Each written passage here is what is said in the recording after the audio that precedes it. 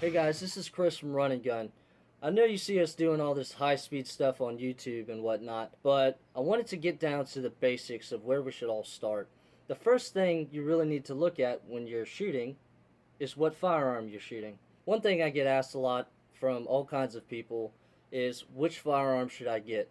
Deciding what firearm is appropriate for you, you have to think about what the application you're using it for or what location you're using it in, and what kind of shooter you are and what your body size and type is. Everyone has different sized hands, so you need to buy the firearm that fits you the best. I always used to say when I was selling firearms that if it feels comfortable to hold, it's going to be more comfortable to shoot. As you can see, I have a few weapons here, and what I wanted to show is the differences between full-size handguns, double-stacked handguns, and concealed carry handguns, or concealable handguns.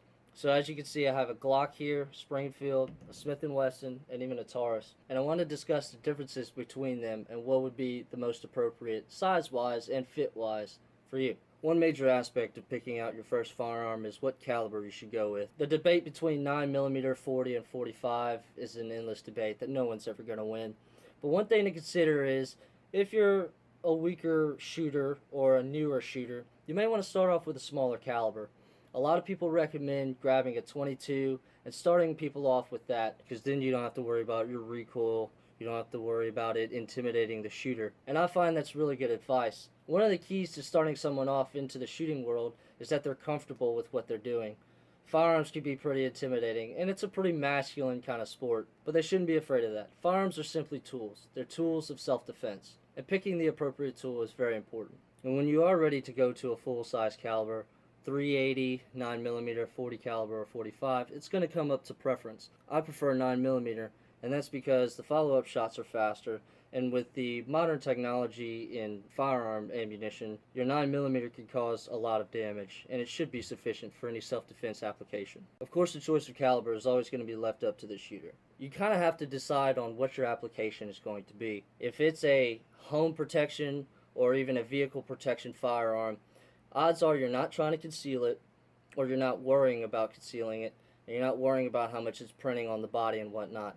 So for that, I always recommend as big as you can go and as many rounds as you can get. So with that argument, you have your full-size handguns to consider. So first off, the oldest of the batch. All these are unloaded, for your knowledge. This is the 1911. There are thousands of different kinds out there, but this is made by Taurus.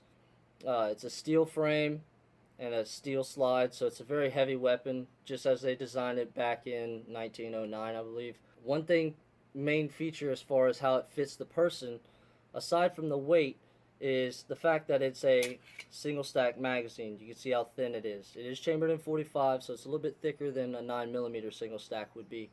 But you can see that it's not very thick in general. So if you look at the overall grip, the width of the grip, it's not that wide, so people with smaller hands can adjust to 1911s fairly easy. It's an old platform, it's very stable. A lot of people find it is easy to shoot because it's so heavy. Another thing about this firearm is that it's a full-size pistol.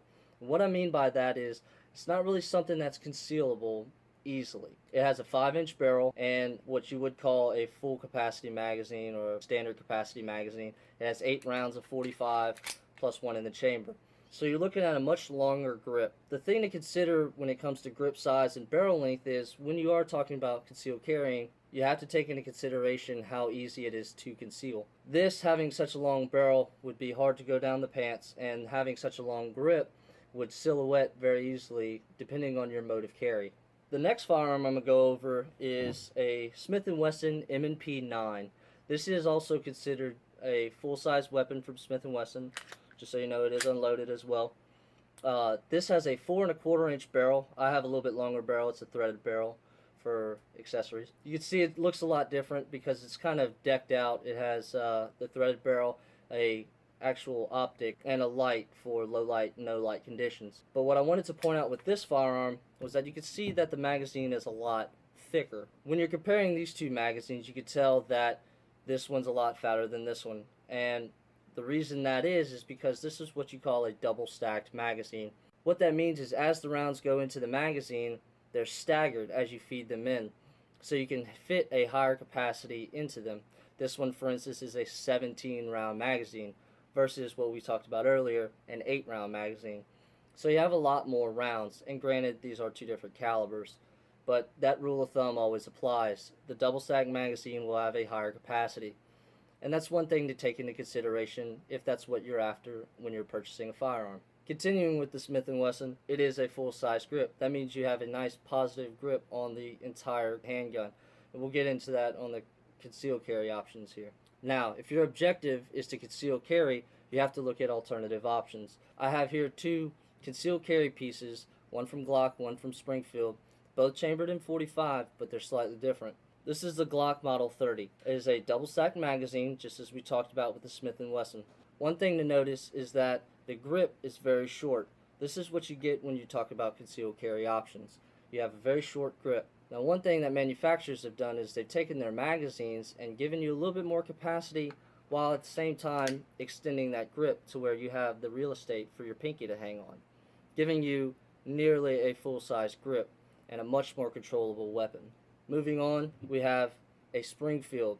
This is the Springfield XDS. This is the newest, most modern concealable weapon that's on the market nowadays. There are other options out there. There are different manufacturers because concealed carry has become so popular. The thing to notice about the Springfield XDS is that it has a single stack magazine. As you can see, it also has the short grip where your pinky hangs off, but adding on pinky extensions from companies such as Pearce Grips, you can get that extra pinky real estate that you need to have a lot more control of the firearm. One thing to notice about these concealable options is that they have very short barrels. As you can see, they're much shorter than the 1911 and the M&P. And the reason they do that is because they're a lot more comfortable as you're sticking them down in your pants or whatever mode of carry you're carrying in. And it's a lot more comfortable to carry around. The grips are made as short as they are because you can keep a flush fitting magazine in the grip and it'll silhouette a lot less through your shirt. Now, the whole purpose for having the thin grip on the newer modern concealed carry weapons is that it silhouettes less on the outside of your pants and how wide it sticks out. Depending on your holster and carry method, you really need to be considerate of what's going to silhouette outside of your shirt. Keeping the profile of the newer single stack firearms is a lot easier to manage when you're worrying about concealed carry. If you guys do have any questions about what firearm is appropriate for you, or you'd like to know a list of recommendations, I do that all the time for all my friends that ask about firearms. Feel free to ask us on our Facebook, on our YouTube channel, on any forum, and we'll be glad to answer those questions for you. Please remember to like, subscribe, comment. If you got any questions, again, go ahead and ask them. We'll be glad to help. Also, I recently got my NRA certification, and I'm going to start doing concealed carry classes and other handgun and carbine courses to help those out there. So if you are interested in taking a concealed carry class or any additional weapons training, please feel free to contact us on those forums as well. I hope this video has helped our viewers hone in a little bit more about what they're looking for when they're shopping for a firearm. Remember to always consider what situation you may use these firearms in and trade accordingly. There's a scripture I read the other day that really hit home to me. It was Psalms chapter 82 verse 3, and it says, "Defend the weak and the fatherless, uphold the cause of the poor and the oppressed." And what that means to me is we have a responsibility as armed citizens to defend those we care about and our loved ones. Be an armed citizen in your community. Defend what you care about. Defend your freedoms and protect your rights. This is Chris from RunninGun. Thanks for joining us.